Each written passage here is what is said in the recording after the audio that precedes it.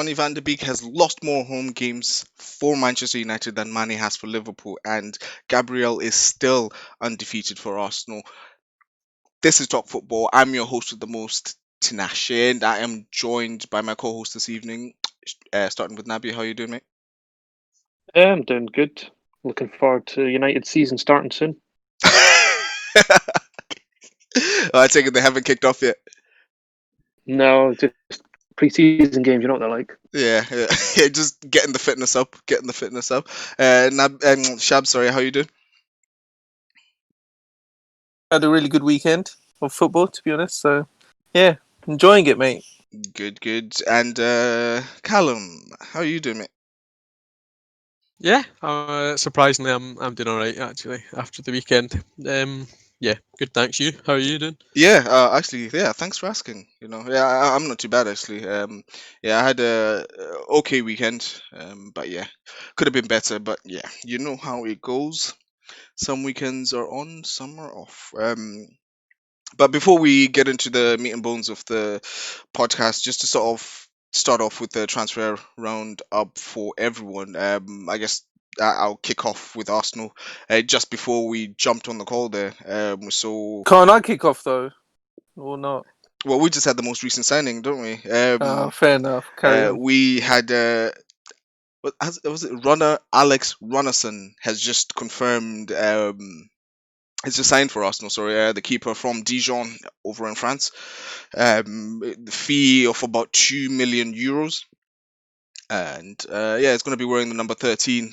And in terms of that, Arteta made some interesting comments when he was asked about whether Arsenal finished in regards to their goalkeeping recruitment. He didn't dismiss it because he's pretty much saying, well, we kind of have to look at what the number 3 position is saying as well, because I think Matt Macy has made it clear that he wants to leave to get first team football as well.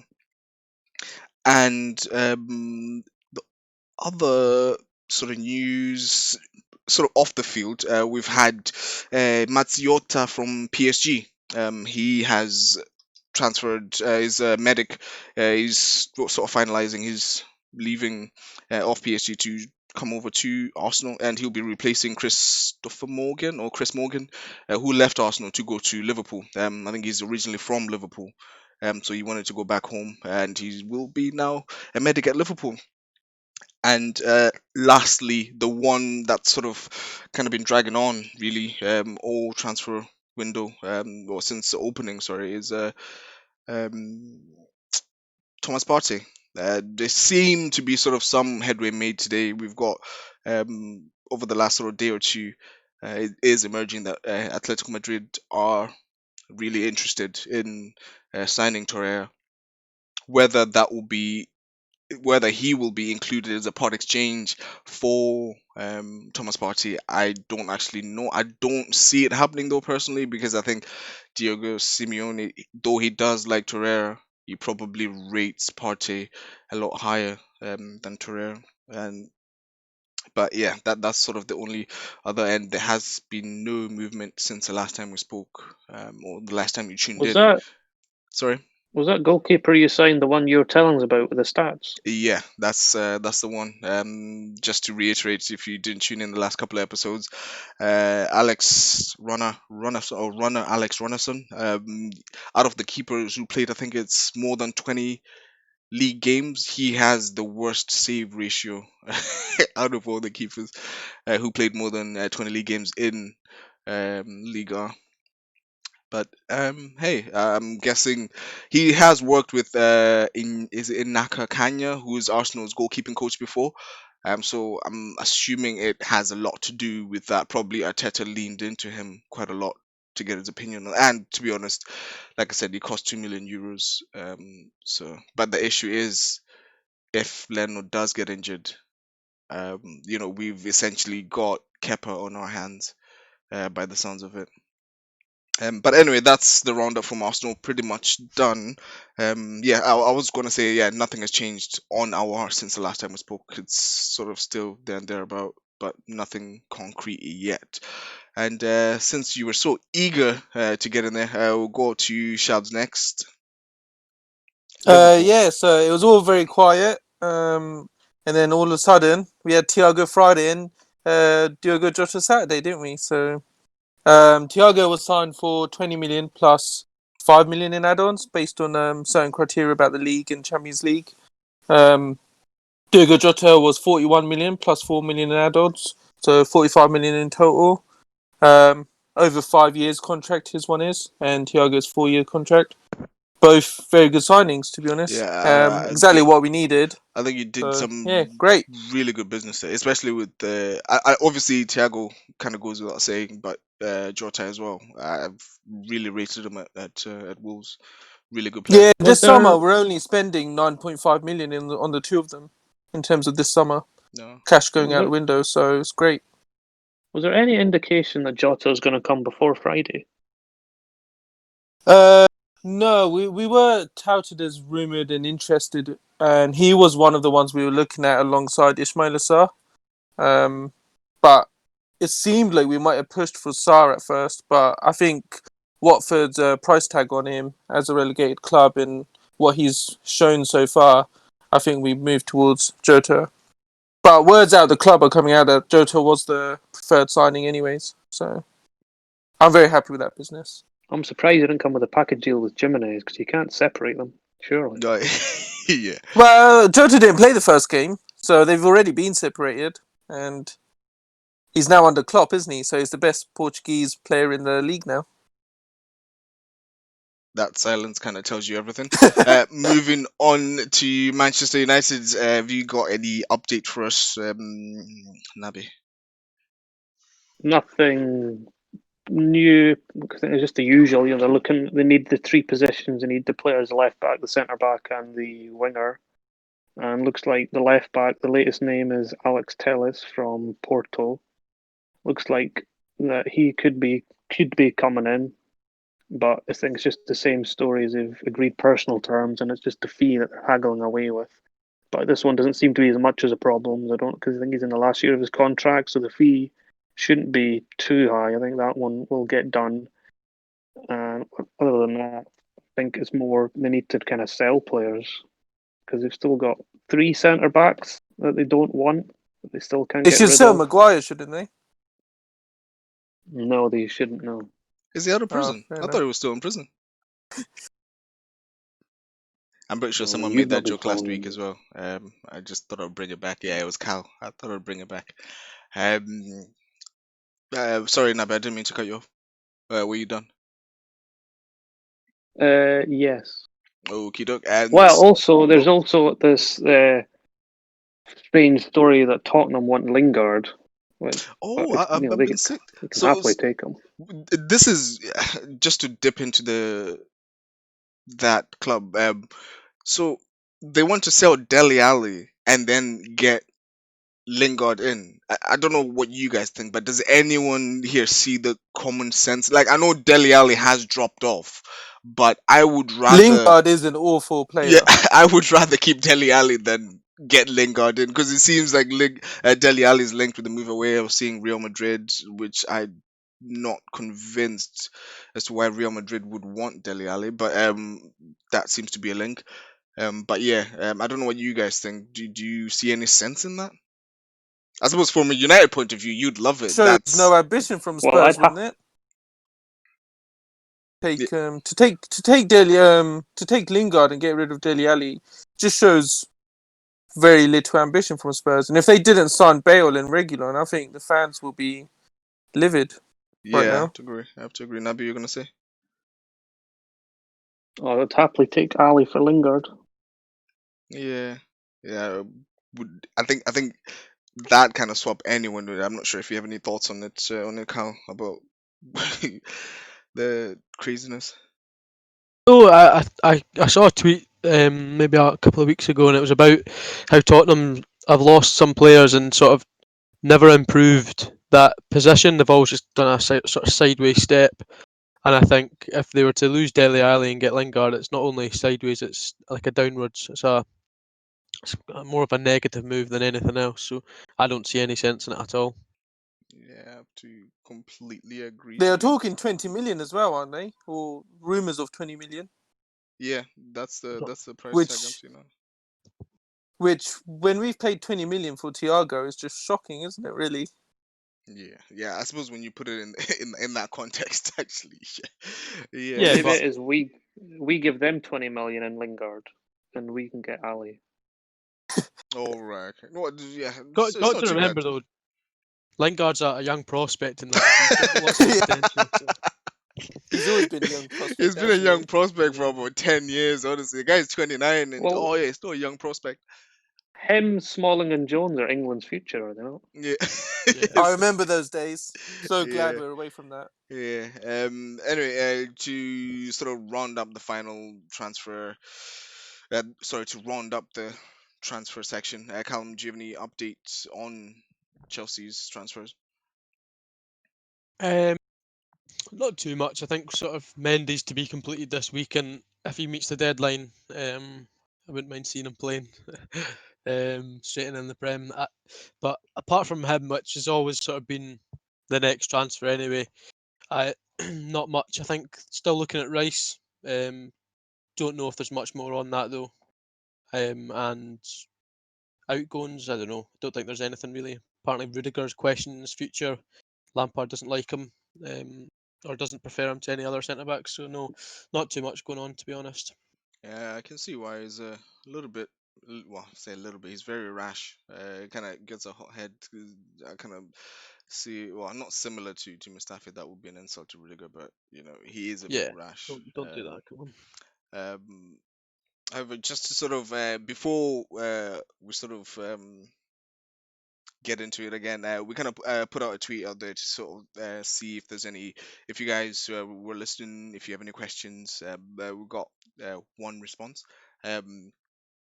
So again, I will mention we've got the in the descriptions. We'll put our socials in there, our Twitter, Instagram. If you can please follow, like, and also if you can interact with us. Like I said before, we don't bite. Well, I can only speak for myself. But yeah, please do follow, like, and interact. So starting off, shall we just sort of kick off with the predictions, sort of see how we fared in terms of what our predictions were, because we all sort of said Yep, go for it. all the three games. So starting with, you know what? Actually, we'll start with the United game. At the top, with this one, we had Nabi. You went 2-1 United. Mhm. And you'd also mentioned Martial to be your fantasy player to watch. And I went for a draw. I went 2-2. And I put Greenwood as my player to watch, and he didn't even start. And Shabs went for 1-1. Also, and he, or not also, but and he had Bruno as his player to watch. I mean, apart from I wanted diving. everyone to see how bad he was going to be. That's what it was. And Calum went 2-1 United, and also Bruno to watch. And yeah, I guess might as well just sort of get into the United game with that actually. Nabi, Yeah. would you mind sort of taking us through the lineup and then also your thoughts on the game? Well, the lineup was the big. I guess the big thing people were waiting for De Gea or Henderson, and he went for De Gea, which was disappointing. Were you surprised? I'm not surprised, no, because he keeps sticking by De Gea for some reason. But Right, now he's in the position. He's in the position now. If De Gea does well, then Henderson's like, "Why did I sign this contract?" Or De Gea stays in, and then if De Gea doesn't do well, then everyone's questioning him, saying, "Why didn't you just bring in Henderson?" So I don't see it as a win-win. I think he should have just put in Henderson. But we'll see what happens now. De Gea is in the number one. Fosu Mensah was as at right back as a surprise. I think maybe Wan-Bissaka. I think he was in quarantine, so he's probably not been training properly. But to mention on that, apart he from did that, he did provide a little bit more going forward. To be honest, even though being honest, sort of, no, I don't actually have the numbers to hand, but from the eye test, he was getting in some really good positions, cutting the ball back quite nicely. Even though it didn't sort of materialize to anything, he did sort of get up and down quite nicely. I felt. well, yeah, I think you had one cross to Greenwich, and Greenwich should have scored, but that was about it. I think no, he's not. I don't know. He's just he's just kind of there. He's not really got a nailed on position. He's just one of those players that gets moved about. I don't see him being nailing on a position because Wan-Bissaka is our best right back, Yeah. and possibly Brandon Williams will be our backup right back if we bring in a left back. So he's just kind of a floating. He's just going to become a floating player. How But about it? the rest, Sorry. hmm? No, I was just gonna ask No, in you're terms of the sort of the formation and how the game actually went. yeah. I think it's 4-2-3-1. The rest of the defense is normal. Pogba and McTominay, because I think Matic is also had quarantine. We missed Matic. He's a big player for us. And then normal front three. Well, normal three of the four: Rashford, Bruno, and Martial, with Dan James as well playing, and it didn't go very well at all. Yeah, think I one didn't expect to see Dan James start, especially after the competition we had um last week as well. And also, I think it was Gary made a good point. To be fair, that Dan James is a bit of a throwback in the sense that he's the traditional winger who just hugs the touchline. It was Mason Greenwood. Obviously, you have him. He floats in central as well. Whereas, yeah, like I said, Dan James kind of just sort of hugs the touchline. Doesn't tend to cut in quite a lot. But it could be the fact that he's right-footed player playing on the right-hand side. So if he cuts in, it'll be coming into his weaker foot. Yeah, he does need to add more to his game. You don't want him becoming a Walcott, just basically just relying on his pace and not having anything else. Yeah. He needs to become more useful in the attack. But he's young, so I think you'll be given time. Do you worry about United after that performance? No, because Or do you when you just put take it in, down to the rustiness of the fact that you've not had a preseason and I things like think that? you do have to take that into account. They didn't have much preparation. They had their players on quarantine, and they faced a very good Palace side who'd got going, and they've got a good record. So I think you have to take in all the factors. I mean, it wasn't they shouldn't have lost as they did, but I think with all the factors, I think you can give them a bit of time. Yeah, But I think I would agree. Yeah, but yeah, I would say maybe the score, I don't know, maybe it was harsh, but I still feel that United, based on that performance on the day, did deserve to lose the game. yeah, there's no question they deserve to lose, but I don't think it's a reflection of how they're going to play the whole The season. whole season. Yeah, yeah. Palace definitely looked good though. I do agree I with have that. to agree. I have to agree. Yeah, I thought they Palace definitely. like, they could have possibly scored more than they did as well. I thought. They, Like they were honestly. I kind of felt like they were almost throwing some of their chances away because when I was watching, I yeah, kept on saying to that, yeah, I feel like they're gonna regret this. They're gonna because they were missing so yep. many chances. They created quite a lot of chances as well, like you're saying. But Even yeah, the Zaha offside, like that was just so. It was good play, but it was lazy. Like the yeah, final ball, if they just I don't know if they like switched on a bit more there, like they could have easily stayed on side and had that chance chance. Yeah, and could yeah. If yeah. you I would think agree. about it, like Jordan Ayew had a horrible game. I don't think he played that Oh well, yeah. He was and yet awful. Palace won 3-1. He was awful. Says it Even his all, doesn't penalty it? as well. Your I don't know what striker that has a was about. bad game, and Palace win 3-1. It's Yeah. just But to shocking, be isn't it? fair, Really. their talisman Zaha kind of stepped up to the mark, didn't he? Yeah, they need to keep Zaha.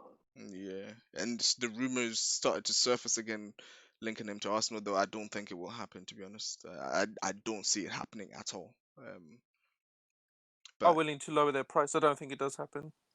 yeah, even if they do, like we'll pretty much be congested up at the top there. We've got Willian and Pepe on one side, and then we've got Aubameyang, Saka one side, potentially Martinelli as well on that side.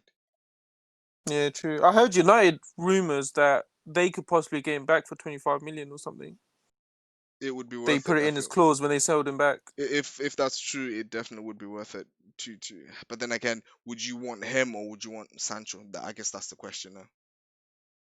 How Would much truth Sancho is want there in that United is the clause as bigger well though? question. Sorry. What are Yeah. you Well, I saying, think Calum?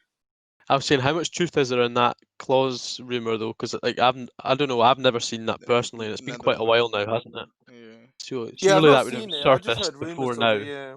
It was quite funny though, just to hear Ever's honesty about why Oh, Zaha brilliant! stopped playing.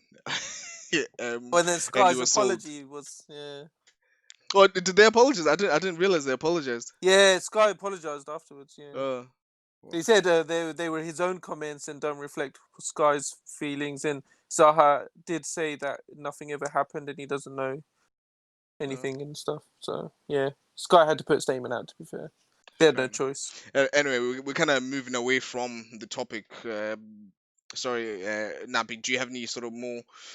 I just think the transfer situation made it worse because they've not signed him. If they had got their signings in, say they got their new left back, say they got Sancho, but they still lost the game, I don't think then people will be saying, "Oh, they've not." It's because of their pre-season. They're obviously getting in the new players. They've not got going yet, but because of all the off-the-field stuff, it's just made it worse. Yeah. So, which is their own fault. I mean, they shouldn't have taken this long to sort out their transfers. Yeah. And To be fair, Wouldn't you also? Yeah, sorry, T. no, I Carry on. was gonna say I mentioned it on the transfer update pod. I do feel the Sancho 120 million.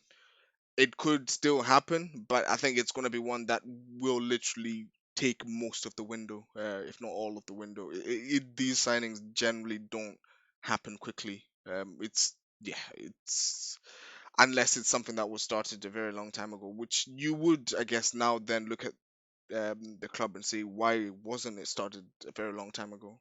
But then again, the current situation could impact that. With the pandemic, that could be an impact on that But sort yeah, of. I think the Sancho one is understandable because of the fees involved. But the other positions that they needed to strengthen, they could have got those done. The left Yeah, back, the that's true. centre back. That's true. I don't even know why I'm defending United here, to be honest. But yeah, I get you. That's fair enough. Yeah. Shabs, you wanted to say something? All this about transfers and who they should have got in and how they deserve a bit of the benefit of the doubt with the fact that they've just come back and they've not had long with preseason, all that kind of stuff. But I feel like we're giving them too much benefit in that. Like I can understand a rusty performance and they lost the game 2-1 in the last 5-10 minutes or something, and they looked tired, but awful from the beginning. Like This they is true. knew what they were going to Yeah. come back into. They were prepared for it. Everyone knew when the season was going to start. Everyone knew that they would only have like a week before, whatever, however many days they had of training. They And should you have didn't done a even have lot a better. I game don't. in game week 1 as well, to give you that extra time to prepare. Though I do take it granted it wasn't a huge amount of time, but Like I understand the little bit of benefit, but I don't like. I feel like there's been given too much credit and benefit of doubt for that kind of stuff. They should have done a lot better. Whether they had the 4 days or 2 weeks, they should have done a lot better. yeah. It's all players that played with each other, and the one that came on and done the best is their brand new signing. Signing, So yeah, he's the one. what I are the must say rest he of them looked doing? lively. He did look lively. It did. The rest of them have all played with each other before. There shouldn't be any tactical issues or that kind of stuff. So Oh right, okay.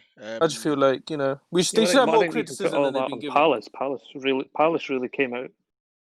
Palace really came out and put the pressure on. So I think more credit should go to Palace for that. About how bad they made United look. That's true. That's a fair point as well. Yeah, I guess so, but I don't think they purely made United look bad. I think United were just I guess shocking, and I would to doubt their top four credentials now. To be honest, that I would then put the Well, of question to course, Nabi. I would put the question to Nabi then. Are you happy with Ole? yeah. There's no question marks on Ollie's side about this. The question marks are all above him in why they haven't given him the players sooner. Because I think Ollie's shown that of what he can do. To be fair, that's yeah, wrong as well. I feel. especially against the Pep. He's had Pep's number for a bit, hasn't He beat Pep 3 times last season. I think the only other person to do that is Klopp. I think in a single season, possibly.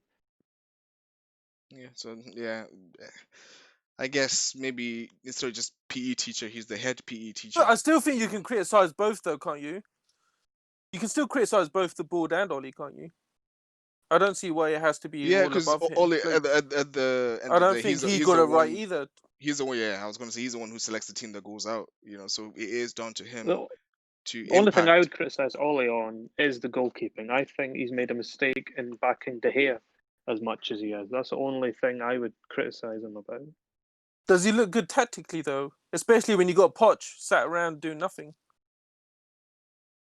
Poch is Yeah, I think available. It just doesn't well, seem like the right move to not take him. Ole's got 12 years of managerial experience, and I think 12 it's right years. to question.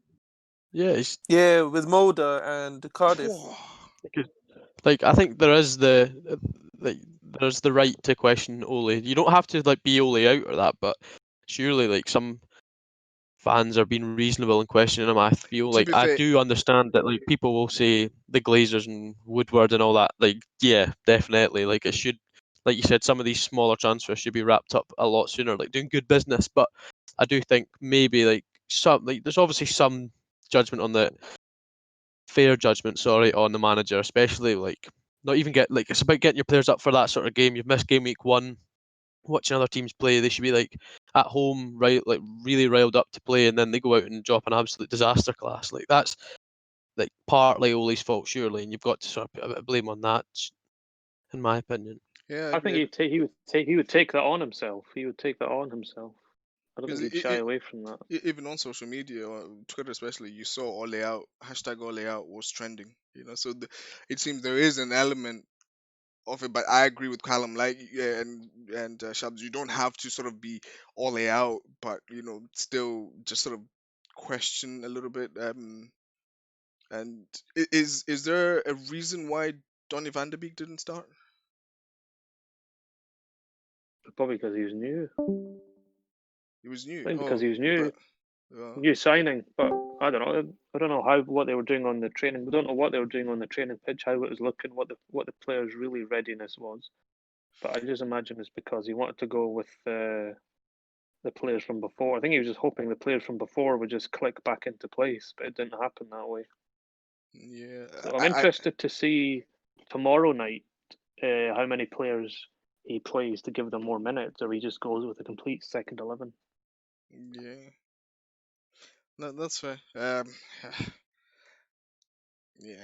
I know. Well, did you guys think it was a handball? Did you guys think the handball should have been given? that's what I was about to move on to. For me, if I'm honest, no.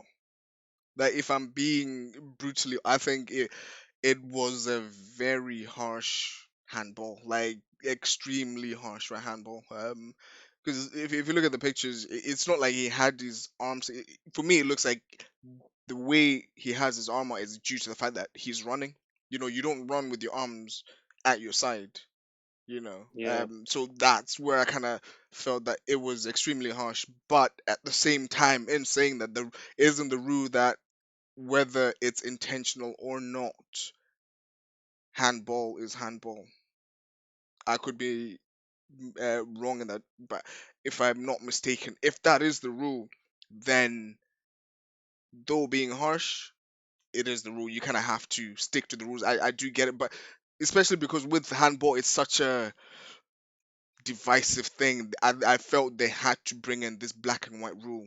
You had to bring in something that's like it's either handball or it's not. You couldn't keep on saying, oh, if it's this, if it's yeah. For me, it was It's harsh, a, but if it's the it's a law, tough one to talk about, isn't it? yeah, Like they've even got a new rule about where it hits on the arm now, if yeah, it's below a certain point and stuff. So it's one of these ones that like I think it's harsh as well, but it's one that you just can't go into much like there's no point sitting debating these because they're always going to happen, aren't they? Like really questionable handballs. Like no matter how many black and white rules you put in a handball, it's always going to be something like where, like what can he do there or what like how's that fair and stuff. So I think handball is always going to be a tough one to like iron out and make it as fair as possible. But What yeah. about who the knows? penalty retake then? Yeah, For me, that I was also, that was unbelievable. Like, you're talking millimeters. Like, how often does that happen as well? Like yeah, why? Like that happens all the time. Surely, I mean, who was the Allison never done it. Allison done it well, but that's probably from watching like the what hair did happened. that. Yeah, Yeah, because I'm sure most keepers you've seen it. Sometimes you used to see penalties being taken, and then like after the keeper was well off his line and no one was batting an eyelid. But I don't know why they've done that with De Gea's one. I feel it seems even harsher.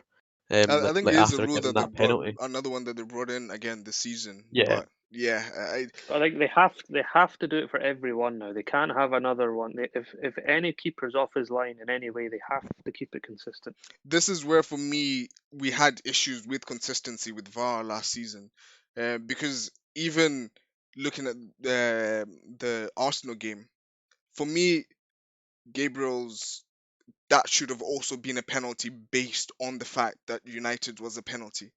But for some reason, it wasn't. Well, not for some reason. It's because of where it was perceived to have hit him on his arm. That's why they thought, oh, it wasn't a handball. But yeah, the consistency, I feel it's going to be an issue for VAR. Shabs, you dropped off. We just asked yeah, Nabi was just asking their thoughts on the first of all the handball and then the penalty retake after. And also, actually, just to quickly put in before you answer that, why did it change to Zaha? Should it not be the same person who missed the penalty then retakes that penalty? Or is it me just being a bit harsh now? I I kind of think the feel like, law is because it's being retaken. The first one doesn't count, so it's practically as if it's a new penalty, all right, okay, and fair. that's why they were able to change it.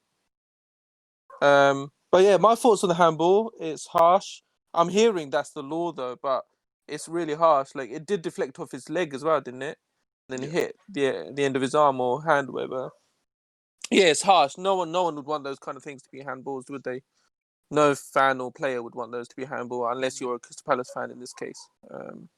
But yeah, I don't like the rule, how it's gone. But how often do we actually like handball rule? Like, no matter what interpretation they do of it, we always have an issue with it. So we just got to go with it, I guess. Yeah. And then the penalty with the De Gea off his line, it reminds me of like the new offside rule issues that came in last season where VAR started putting all the lines in and stuff. Yeah. It seems like it could be one of those things this year where They'll they're start always putting lights. checking, even if it's a millimeter away from the line and things like that. So yeah, we could see more of that to come. To be honest, What are your I thoughts don't on it, think Adam? Allison was off his line though. No, no, Allison. That's the point that Callum was making. That Allison wasn't off his line because he probably watched what happened at Old Trafford. Yeah, probably. Yeah, you got to be careful. So Yeah. What are your yeah, thoughts on it, Nabi? harsh. Mine was the same. The handball was harsh, and the penalty retake was also harsh. But if they are going to do that, then they need to make sure they do that for every goalkeeper that's off the line, If even they're if it's just consistent, we can't slightly. complain, can we? Really? Yeah, but that's where I fear Yeah. that they're not going to be consistent because even if we saw last year with the hand offside, it started off a shambles, and then they started bringing in all these lines and stuff like that. But yeah, um, so not to sort of linger too long on that, I'd just sort of move on to the Arsenal prediction games now.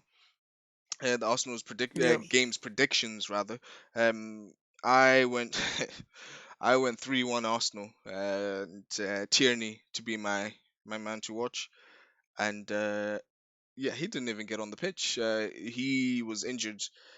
Um, yeah, and obviously it was a precaution, and I say injured. Arteta said he was feeling slight discomfort. So he, with Liverpool coming next week, he didn't want to in game week 3. He didn't want to take the risk. So Kolasinac came in, who was absolutely shocking in my point of view.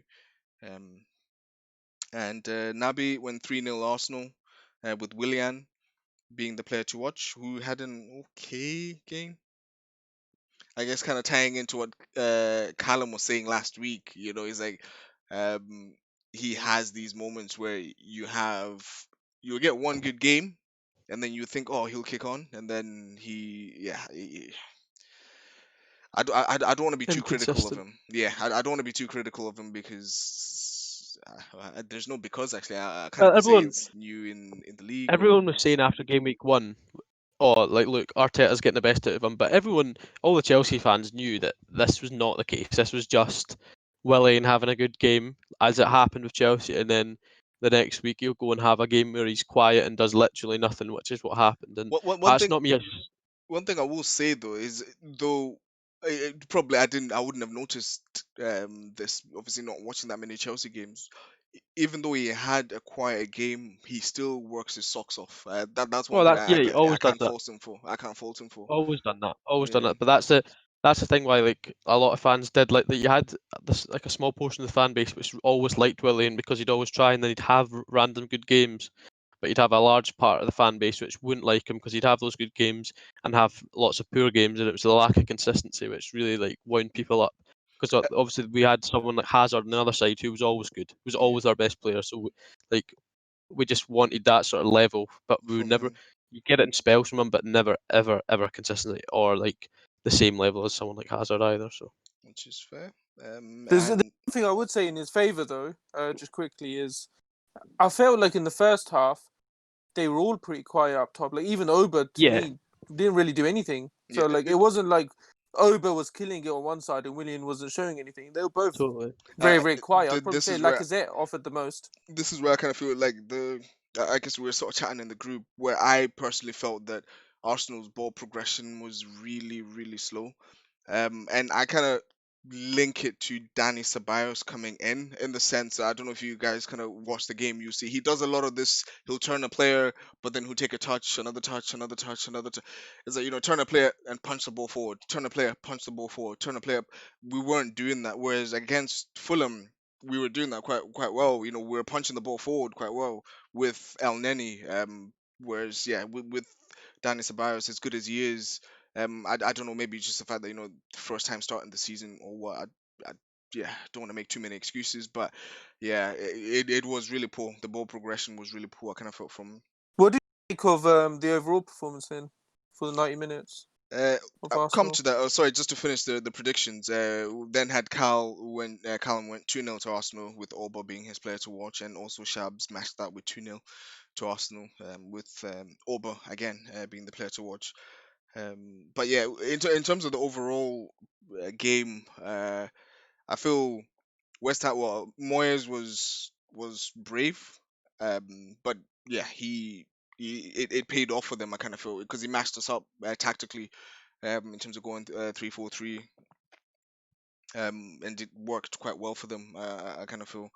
Because with us, obviously, one thing I will say we did, because what they did quite well, they congested the midfield, which then stopped what we normally do. We have our the centre back in Holding and Gabriel in the last two games would then link up with Shaka and Ceballos or whoever's partnering Shaka in the middle.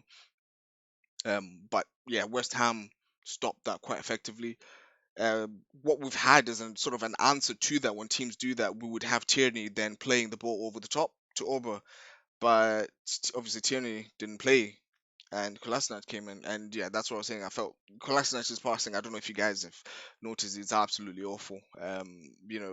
Kind of summed up. There was one time when he was put clean through, and he was literally by himself. All he had to do is just cut the ball back into the box, and he hit it. It's not even like he hit it across the box. He Yeah, I saw scuffed it. that one. Yeah, he That completely was quite scuffed it. It funny. just went forward straight into the stands. And I was like, oh, good grief. Yeah, we definitely missed Tierney and also Ainsley Maitland-Niles on that side as well. Though, to be fair, did see a lot of Arsenal fans giving Saka a lot of stick, saying he didn't have a great game. Yeah, I do agree. He didn't have a great game, but he was involved in both the goals that we scored. I think he was on who played the pass to Oba, who then crossed it to Lacazette for the header, and then he also played the pass to Dani Ceballos, who then played through, who squared it, sorry, to Eddie. But yeah, Do you overall, think Arteta should have adjusted his tactics for it? in what sense? Just Because wondering. I Do you kind of think felt like I feel like he did, because bringing in Saka and Ceballos in, I feel like that's quite an attacking move. That's quite a bold move. So being at it home, is? But I kind of backed it. But even if you were to look at our bench in that midfield area, the only other player he could really have brought in, El Neni, Joe Willock. This kind of highlights the issue with Arsenal's midfield, really. I kind of I feel. do feel like Aubameyang got a bit lost on the left. To be fair, though, Yeah, it's the first time where I've seen him on the left, and he hadn't looked that dangerous. To yeah, be that's what honest, I'm saying. like, He wasn't getting that service from Tierney, sorry, because he normally but gets that at service that from point, do Tierney. you try and adjust though, But I just find a how way to get him into the game a bit better? because Kolasinac, Maybe put him a bit central, see him getting more of the ball, see what he can do. where's He had that one where's chance, didn't he, when he Lacazette was gonna go? central and Yeah, just have like two down the middle. Maybe go 4-4-2 or something. Like just change it up because No, I feel like I do hear what you're your most saying. threatening player got lost in the game. I do In hear that what you're sense. saying. But the only sort of thing I would say in counter to that is, he, in terms of going four at the back, that would have made us vulnerable because at the moment he's not had the time to work with four at the back. That's why he's been sticking to three at the moment. If we had the long preseason, like I said before, I generally think Arteta, once he's had the time, will be playing 4-2-3-1 because that was the first formation that he played when he came in. But obviously, we've not really had that chance. But um, He's got the signings now, though, hasn't he? Like he's happy with his signings to turn into a 4-3 or But 4-2-3-1 or with that, 4-3-3. you've got one player in Gabriel who hasn't played, who's only played twice in the last 6 months, and then you've also got Holding, who's not the most athletic when you're asking him to defend angles. Because you even saw with the goal that Arsenal conceded, Antonio got in front of him. If you're telling Holding, okay, head the ball forward, defend a straight line, he will do that well. That's not an issue for Holding. But then when you start angling crosses in, that's where I feel it's a bit of a problem for him when you actually have to start thinking, oh, because that was looking at that for me. I kind of feel like he should have done better in terms of defensively. He literally just let Antonio run across him. Um, and yeah, sort of just the only kind of other thing I would sort of mention on that is I was Leno's. Maybe I'm being a bit harsh. I don't know if you guys saw it. Like Leno, we nearly conceded a goal because he came and tried to catch a ball and then ended up falling over Gabriel, spilled the ball, and there was a couple of shots towards the goal. Defenders throwing their bodies on the line, ricocheted, and then eventually got cleared. But yeah, that was one thing I think I've always said. I even said it. Martinez The would have done better there, wouldn't he? in terms of his, but then that's I think due to Presence. Martinez's height, he's a lot taller, Yeah. quite a bit taller than Leno. That's why he can sort of handle the ball a lot better in the air, and commands his box a lot more. I thought Gabriel struggled with the long ball as well in the first half. Yeah, I noticed that And when they went for headers, he it was got him got against under. Antonio a few times, wasn't it? Yeah, he got And under then the ball Bowen quite would a few times. take the ball over him. Yeah, kept getting under it. He wasn't Yeah, getting it. but And if Bowen with did a bit me, better, he would have scored there. the only thing I'll put that down to is rustiness, because like I said, he hasn't played he's played twice in 6 months. These things will come. His judgment will get better. But at Oh, the moment, I definitely. do But it feel. is one to watch, isn't it? Yeah, It's one I to do watch. feel that come Liverpool, this could. Well, I suppose it's not at corners. Maybe it could be something that you guys could exploit. But yeah, in terms of like, I do agree. This is something that will come in time with him. Why was Aubameyang so disappointing from a fantasy points perspective from two plum games? In terms of, well, he got he got a goal in the first game, didn't he? Yeah, he did. But Yeah, and he got an assist in he this got an one. assist. In terms of that, I do get it. I had captained him as well. He was pretty disappointing. But again, I am putting that down a lot to we had lost um Tierney and Ainsley Maitland-Niles, and also on fantasy football, if you have Salah, I would advise to either sort of put him on the bench or not have him in this coming game week, because I will go on record and say Ainsley Maitland-Niles will play if he doesn't get injured and will stop Salah, sorry, as he has done every time we've played Salah Liverpool plays this on the season. right, You doesn't he? really that? Yeah, that's where Ainsley Maitland-Niles plays as well. He plays on our left, on Arsenal's left, which will be Liverpool's right. Where does Well, you've Tierney heard play? it here then, I guess, Yeah, isn't it? Tierney plays left centre back, and Saka plays the left wing back role. But he said Maitland-Niles plays there. Yeah, that's what. Sorry, Maitland-Niles plays left wing back. Tierney plays left centre back. So it'll be both of Have you? them on him, Yeah, which really. is the side that Salah plays. And both of them, Well, the past few times we played Liverpool, they've literally just shut Salah out the game. Just make Mane's sure the you don't eat threat your though. words there, mate. Sorry. Mane's the threat though. Yeah, that's one thing I was gonna say. On the other side, yeah, yeah. I just even thought of Mane on Holding. And Bellerin as well. It's not a great thought, to be fair. Don't forget what Thiago's going to do. What's he gonna Just do? be careful as to see what. You wait and see, innit? Yeah, I'm sure you've seen what he can do. I guess we'll see. We'll see. Yeah. What's he going to do? Trip up Obama and give away another penalty or something? Yeah, For fuck's sake. probably actually. What for them to miss as well? Is that what it is? Nah. Maybe, who knows? I reckon they might score it.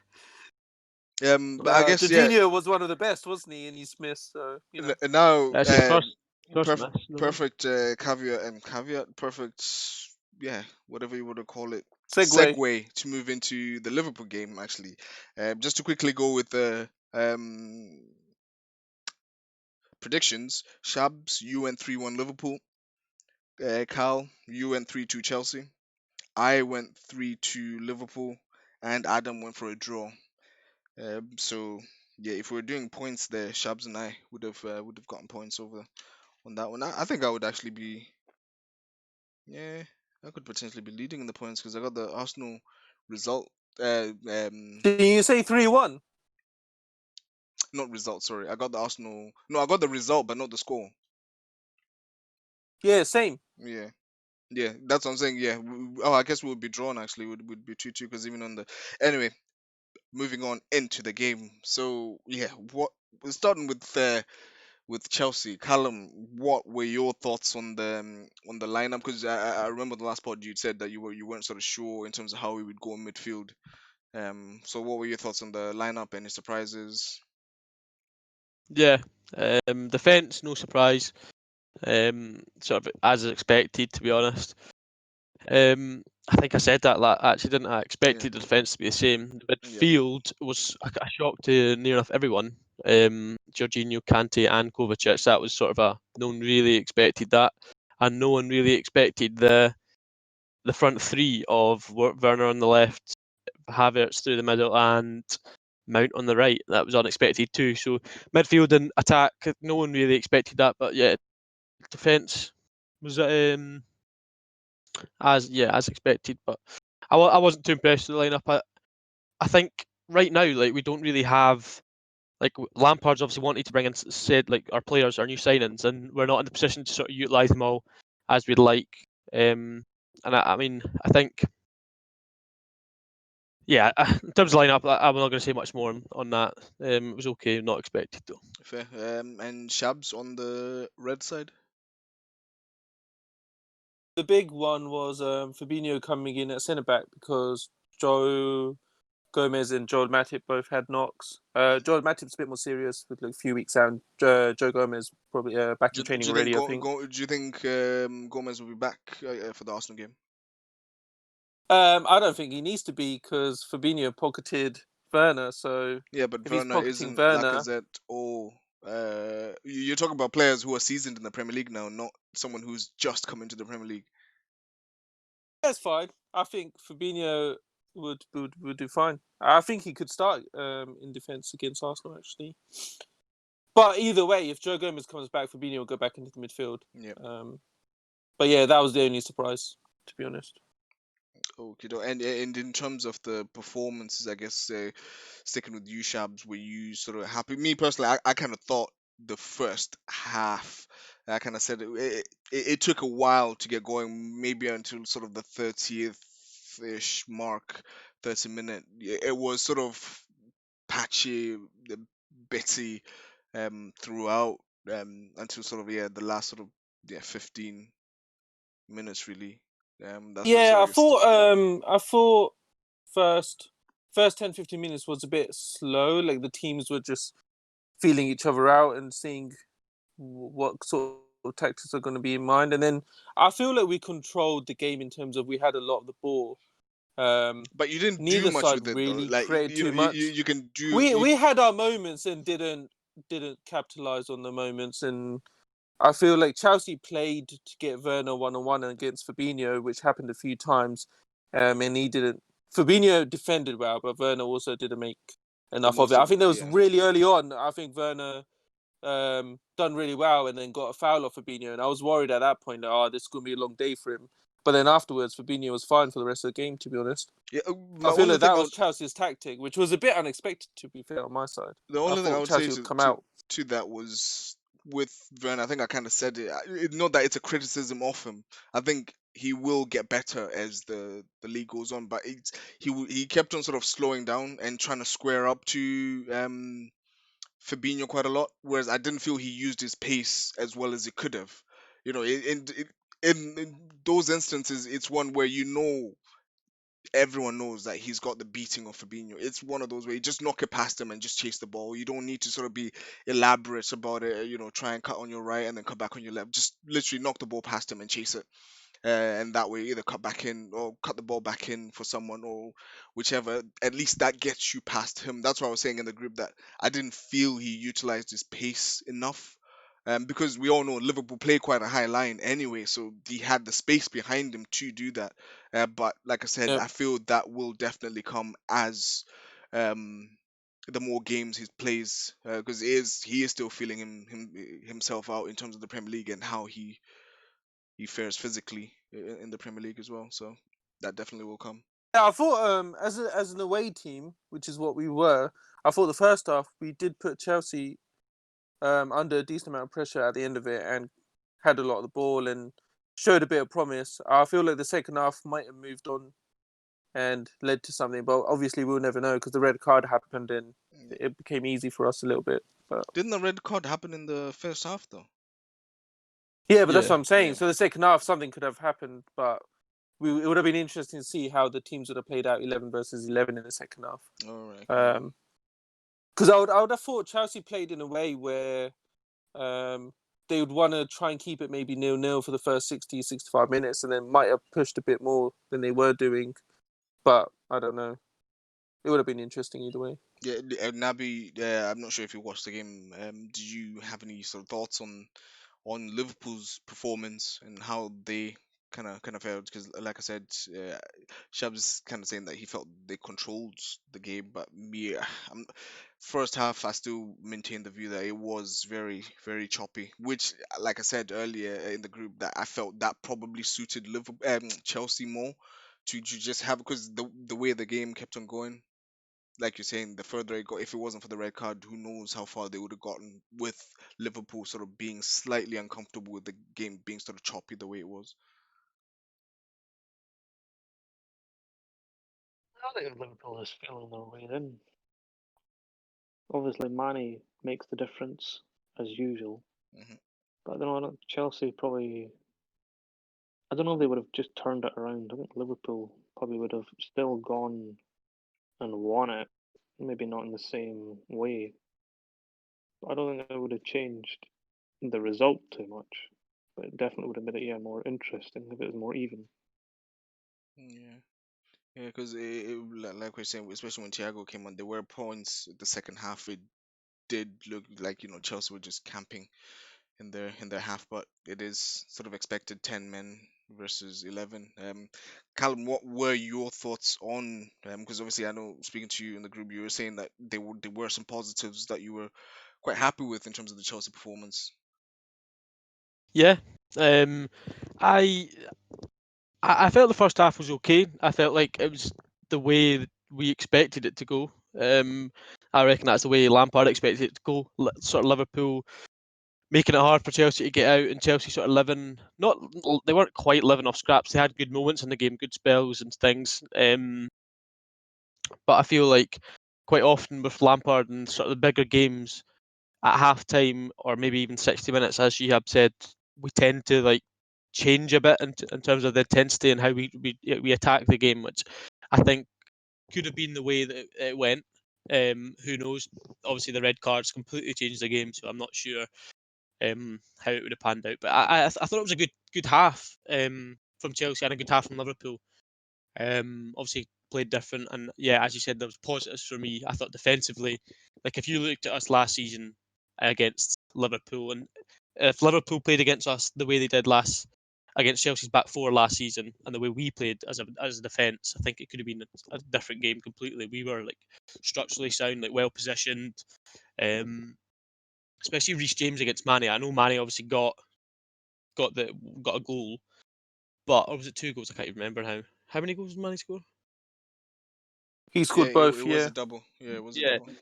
but I think even Gary Neville, who never has a good word to say about Chelsea, was saying that Reece James and Carragher saying Reece James has done a very good shift there. So like in terms of positives, I feel again, as recent times, Zuma was really, really good. Absolutely dominated Van Dijk all the first half. I think it was five duels they had together, and Zuma won them all or something like that. Some squawker stat.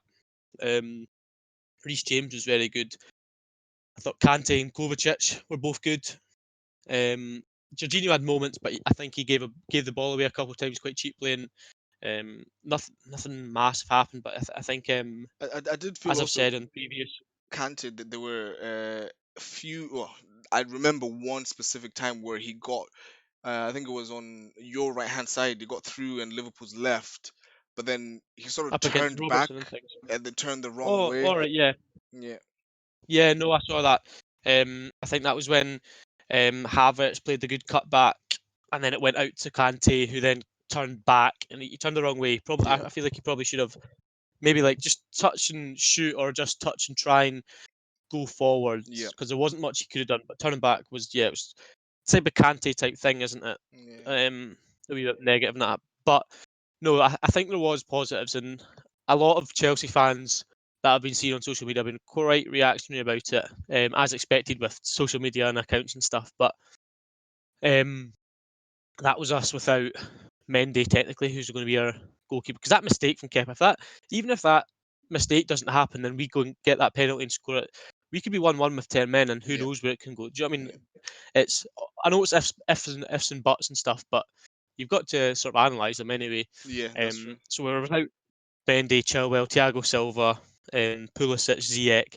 Like I know it's annoying losing, and you can never be happy with losing. But we were playing the champions. We were down to 10 men, and then we went and conceded 2 goals without 5 players that will help the team massively. So it's annoying, but you've got to just believe in sort of Frank and the team and not get too caught up on it, to be honest, and just look at the positives to come when we've got the squad we want, and hopefully playing a formation that we can play like properly with the right players. So yeah, it's annoying, but it is what it is at the end of the day.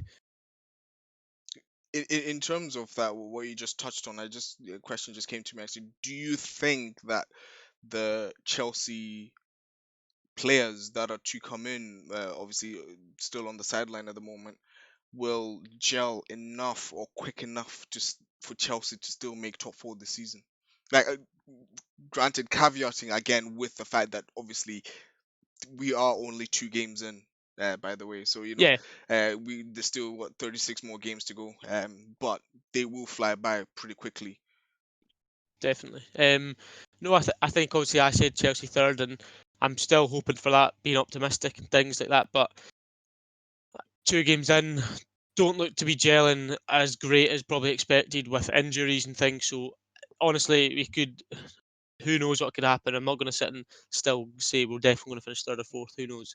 But One player I think I do think will gel quickly for you is Ziyech. Like I don't know, I could be completely wrong, but I have a feeling that he's just gonna imagine come in and he's just gonna be hitting the ground running. imagine Ziyech feeding off Werner's runs against Yeah, someone like Liverpool. yeah, Like not someone like Liverpool, but that's that. Well, yeah, against someone like Liverpool, they, as you said, they leave space in behind yeah, deliberately because they're good enough to have like be effective with their high press and things. But um, I think like Ziyech's creativity with sort of like once you've got Havertz settled in and Werner and then Pulisic and like that four could be like massive for us. And yeah, I do think I think Havertz clearly needs time. Like you can see, he's only been training for a week or something like yeah, that, and he's 21. Needs time. I think Ziyech will be a big difference. And I think someone like Chilwell, who knows the league, I think he'll come in and be. I think he could hit the ground running as well. I don't see why he really yeah. needs That's to true. adjust That's true. massively at all. Thiago Silva, I think, with his experience and just like he's a leader and things like that. Like Lamps has said, looking like I think everyone's looking forward to that. I don't see massive issues there. Same with Mendy. I don't see huge issues there as well. And then Werner looks to have settled pretty nicely.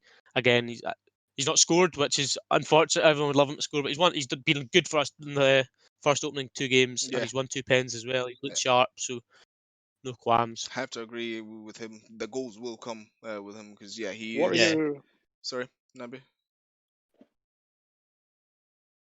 was going to ask Calum what his views are on Abraham and Giroud. Should Chelsea be keeping them? Should they be looking to sell them on? I don't know. Depends on what the players like.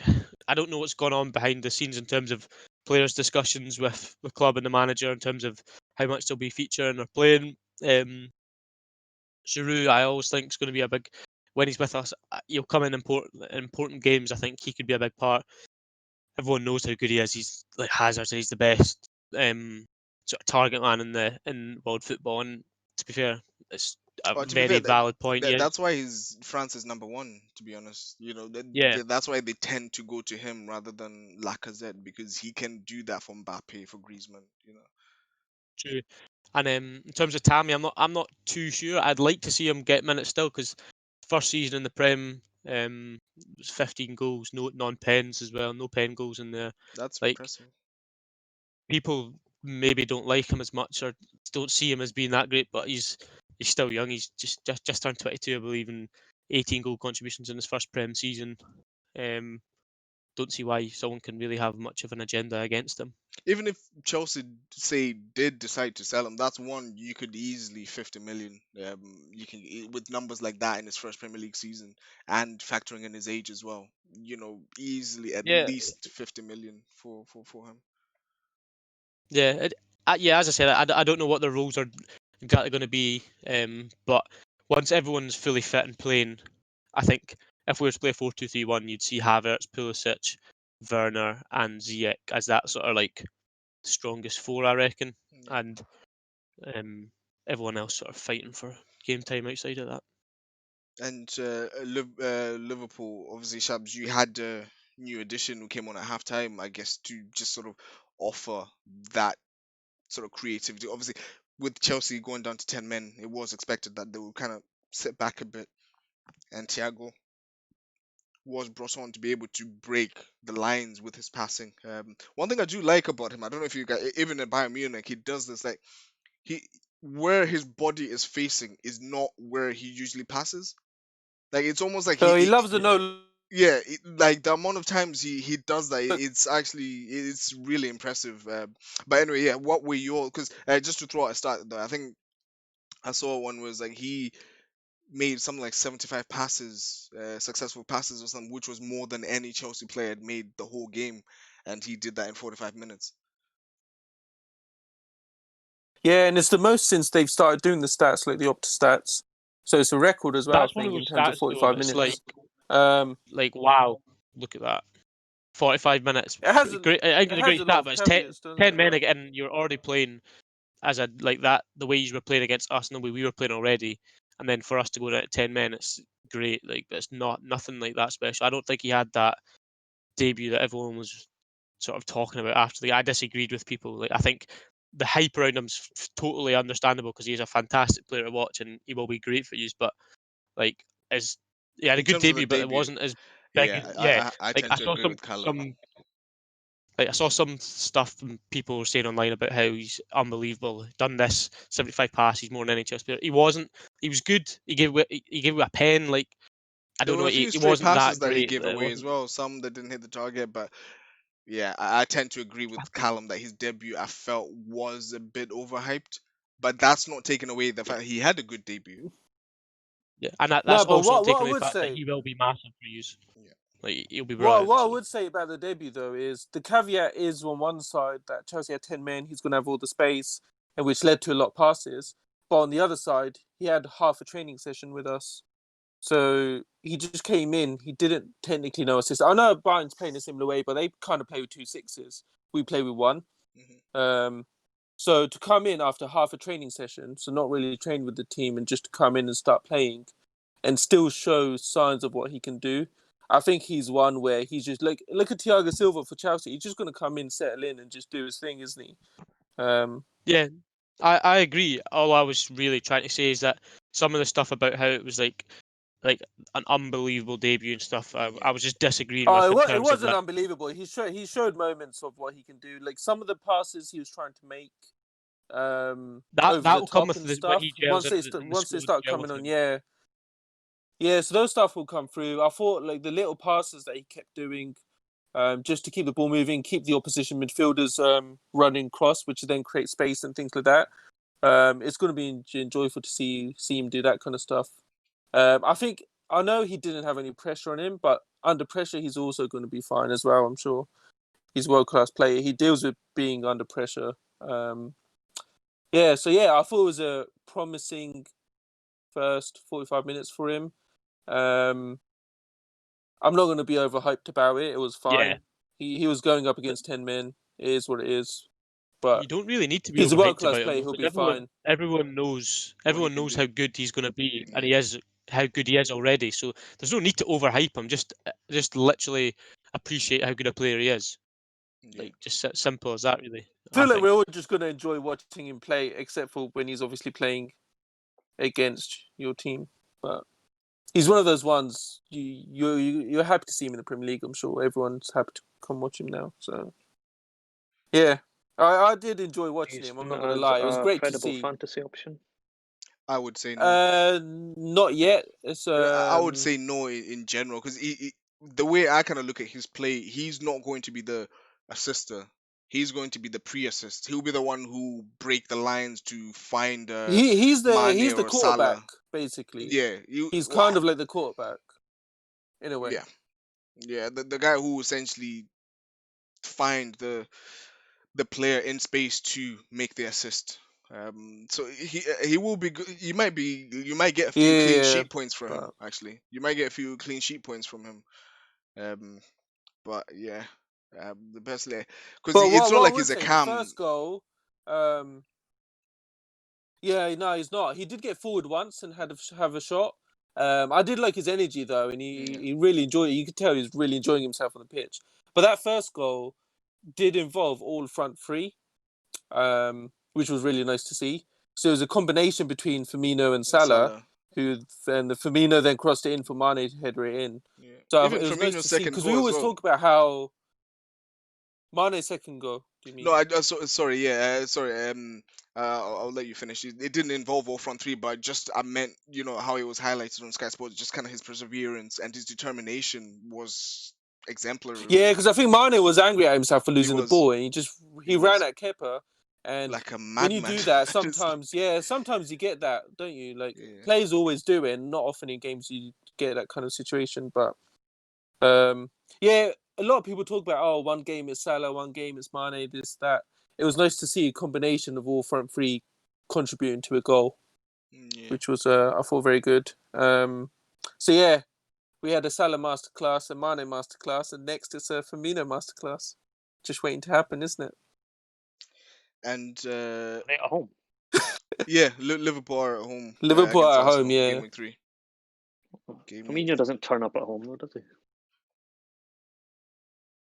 He Do does you against think Arsenal Arsenal, will though. also? Do you think Arsenal will approach it the same sort of way as Chelsea in terms of not the high press and the possession team, if that makes sense? Because that's sort of like was it not against the City and Liverpool's last season? That's the way he played, sort of Yeah, more I counter generally think attacking football. that's why I was kind of saying like I didn't understand.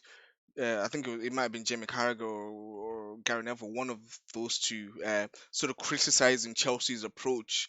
Because it seems like you were pressing the first sort of 2 minutes, and then you decided pretty quickly to just, let their centre backs have the ball, and we'll just absorb the pressure. Because I think Yeah, that's what Arteta will do. In the sense, he will just try and absorb the pressure and then hit them on the counter. Because he did highlight it. That's one thing I kind of like about Arteta's honesty. We don't yet have the quality to challenge Liverpool, City, and go head to head with them. In that sense, we're like, okay, cool, we'll try and match you and play against you. We don't yet have that. So that I'm I feel the same as you as well on that, Tanashi. Because one of my good mates is a Man City fan, and he was having a go about the Liverpool Chelsea game, saying I don't see why Lampard wasn't trying to play like good football and attacking them, and that. I was like, well, that's because exact same as Arsenal, we can't go toe to toe with no, someone like Liverpool right now no, with the squad we've got. We've got a good squad, don't we, but like the 11, like with the players injured and stuff like that, like we're not gelled, and it's just we've not played enough under Lampard and with all his coaching and learnt his tactics, it's not fluid enough to do that yet. And Yeah. I mean, when you're a Man City fan like him who gets to watch some of the football they play and stuff like that, it's probably easy to sit and say those comments about teams like Arsenal and Chelsea going up against them. But Yeah. But when what you're a did he fan, say? After seeing what Leeds had done, it's a bit of a missed opportunity. Only second game in, we're still a bit rusty and a bit open. Yeah, with what Isn't they've it a well, little done, bit Leeds of have a fair missed enough. They opportunity to still not? lost the game though. Bottom line, they still lost the game. and Leeds I have know, but we're talking a Leeds lot have of played better under players. Bielsa for a couple of seasons with the That's same true. same sort of core That's unit in the true. squad and worked on that style of football for 2 seasons with no real big changes and stuff like that. Whereas we're trying to build a new system and a new everything, so And it's you've got different. new It's not, players who haven't had a preseason under Lamps who to yeah, actually understand what he requires from them in terms of the yeah. And tactics. as we true, and as we get in the players that we want, our system and style will change. It'll keep changing until we can play the exact style we want. Because, like with Arteta right now, you're playing a three back, Yep. which is a massive compromise because you don't have the facilities to play exactly the way you want to play. So it's just the way it is until everything's set up to do so. I think, We've but not got the facilities for that big man. So yeah, no, we kind of have to. It's Arteta, and I kind of feel to an extent, especially when we're playing the big teams, Lampard as well. Our hands at the moment they're kind of forced. yeah. I wouldn't yeah be too critical at the moment with that. The only thing I would say though with that is Arteta is getting the results. Um, but that hasn't been in the league. I will caveat that that hasn't been in the league. That's been in cup Uh, games. So we will see now start the season whether he will transform those good performances in the cup to good performances in the league because we still have that awful record of not having won away to a top six side in something like was it 10 years or something like that or just under did you not that. get that 2-2 win against Chelsea? Pardon? Did you not get that 2-2 win against Chelsea Oh, at Stamford Bridge? with No, 10 men, with 10 men. Yeah. I remember that's the that. most over celebrated draw I've ever seen in football Do you know for what it on was? Arsenal's behalf. Do you know what it was? One thing you kind of have to understand, I guess, to sort of put it into context. I guess outside fans, you won't realize we are coming from playing under Emery because that was still relatively fresh in Arteta's tenure. We're used to losing those games. That game under Emery, that would have been 3-4-5-1 to Chelsea with 10 men. But the fact that we're 10 men against 11 and we still managed to claw back a draw, that's why the fan base was happy. The fact that The we're thing, it's more in the reaction of the players that the fans were happy about rather than the actual result itself. I will concede that there were some fans online, but you did mention yourself Yeah. that online things get carried Oh yeah, away. totally. But from my perspective, it was more the fact that the performance and the reaction from the players is what was the most pleasing out of everything really. what I say as a Liverpool fan is I can't really say anything to that because I don't know if you remember quite early on when Klopp came in and we were kind of in this similar sort of position to what Arsenal were when Arteta came in for Emery and we celebrated that 3-3 draw against West Brom. Went Well, up to the fans and lined up and Oh celebrated. god. I don't know. Are you trying to say Chelsea are West Brom in this situation, or what? I don't know.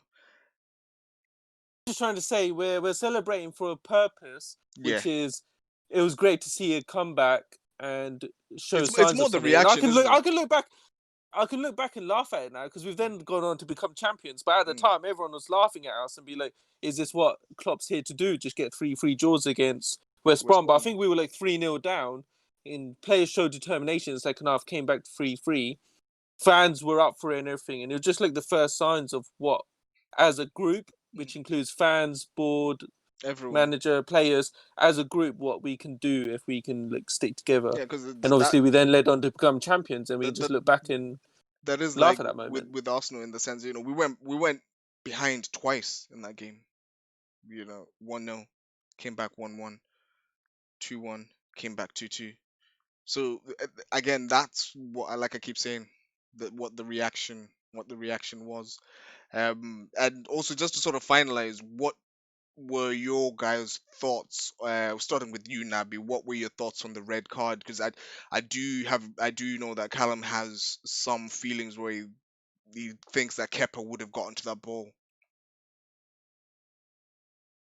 He was wasn't he last man, and he deliberately took out Mane, and he didn't really make an attempt for the ball. So Yeah, isn't that under the law a red card? yeah. That's essentially the way I kind of looked at it. For me, it was a straight red. Denying the opportunity as well. Yeah, exactly. But we'll bring Shihab in, see what your thoughts, and then come to you, Callum. Shabs, what were your thoughts on the red card? When I first saw it, I initially was screaming red. So, and then even when I look back at it, I know the stills and the slow mos and all that stuff kind of put it in favor of, made it seem like Mane was miles ahead of Kepa to get in it. But if you look at it at normal speed, Kepa was only probably 2 yards off from getting it. But what I would say is, obvious red card. Mane was going to get the ball first. Christensen just hauled him down for no reason, really. You'd rather be 1-0 down with 11 men on the pitch and just trust your keeper that he might be able to do something. Mane might not have taken it around him. Again, I'll You just put never in know. caveat. You're saying trust your keeper. This is Kepa. And also moving on, Callum, what were your, obviously I kind of briefly said, but yeah, your thoughts on the situation? Uh, after like looking at it more and stuff like that, like I still feel like it was probably best decision to give a red. Like it would have been unfair not to, but I also do feel like it would like Manny probably would have got it, but I'm not. I just feel like the whole situation could have been dealt with better. Any situation can, but like if Christensen just didn't have any intention of pulling down Manny and just kept on running with and just maybe that is Kepa there, not trusting Kepa, but if he just kept running and then if Manny does skip past Kepa, try and get something like it just could have been dealt with easier. The whole situation from the start could have been dealt with easier. Zuma and Christensen's positioning was off completely. Um, it was just poor, and I think the The right ball from decision in the end Henderson, was though, to wasn't give it. it? It was a good ball and a good run, but I just don't feel like Christensen. If you look at I don't know if any of you have looked at the photo from like I don't know what it was. It was like bottom left corner, looking at their positioning. It was shocking. There was probably about 30 feet between Christensen and Zuma. Christensen wrong side, both vertically and horizontally on wrong side of Mane. Um, and they were just too big a gap. Zuma wasn't dropped off enough.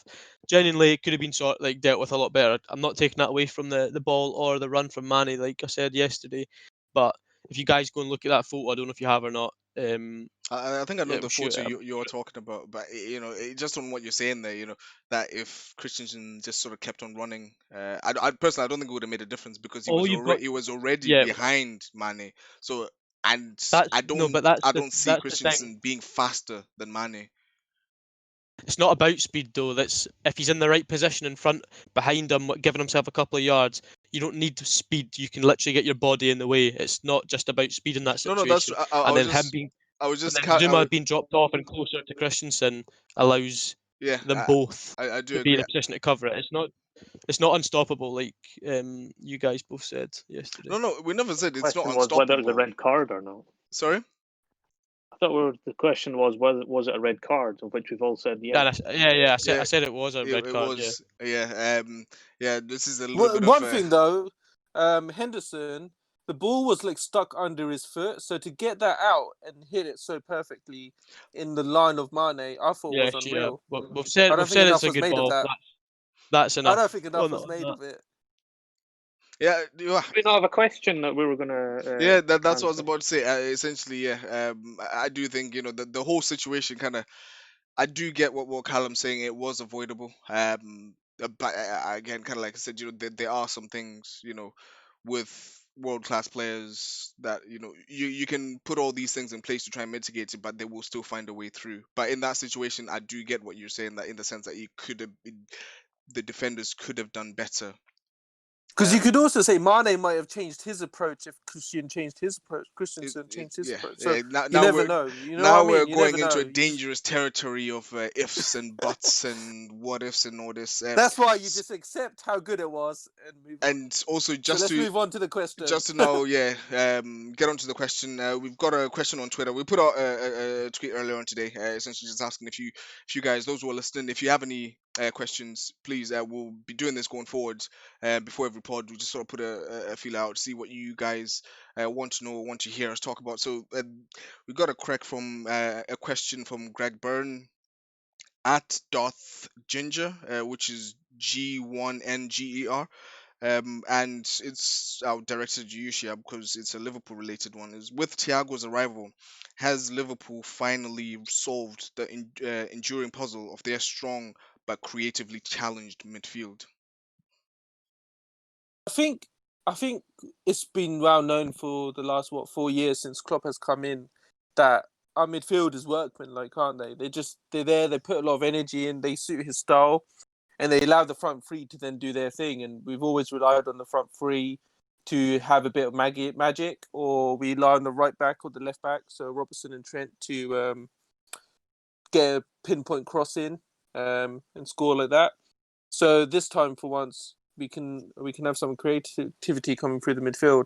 So I think Thiago is perfect for that. He doesn't have to play every game.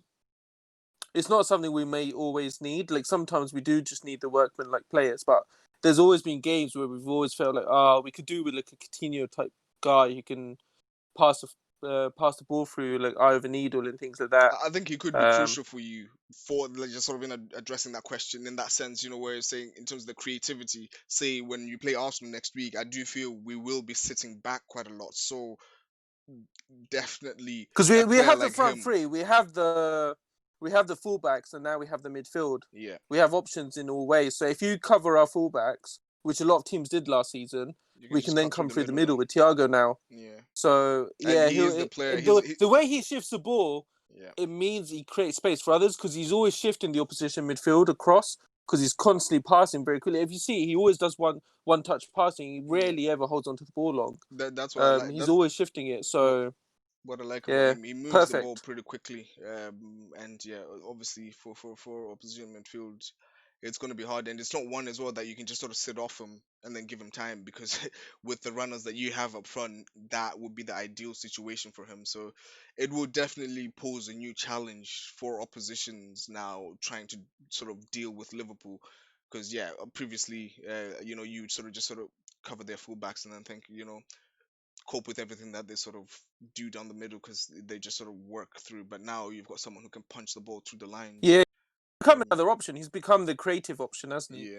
yeah. I don't know if Nabi or Calum, if you guys want to have any additions to make to the question.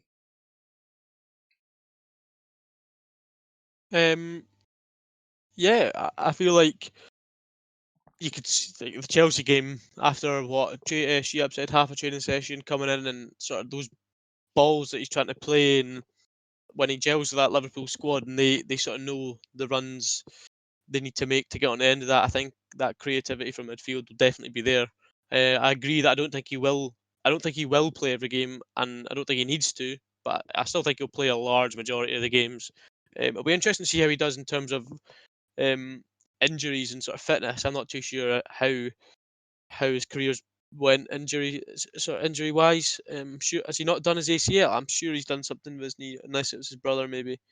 I'm not too sure to be honest. But it'll be interesting to see how he can endure in the Premier League. I'm sure he'll do fine, but yeah, I think he'll definitely once the Liverpool players know the runs they need to make. It'll be really interesting to see some of the creative passes that you can do. Nabi, do you have any final thoughts on that? No, I think he does give them that a bit extra in midfield. There's nothing really more to add on that. Yeah. Well, thank you very much, Callum, for jumping in the last sort of two pods as we sort of looked at Liverpool versus Chelsea. Yep. Yeah, and that's Yeah, it was great to have you, Calum. Great to have you. Yeah. As always, I enjoy being on. Maybe I'm and under better circumstances next time, but who knows? I thought they were decent circumstances, to be honest. Yeah, Yeah, they weren't too bad. They weren't too bad.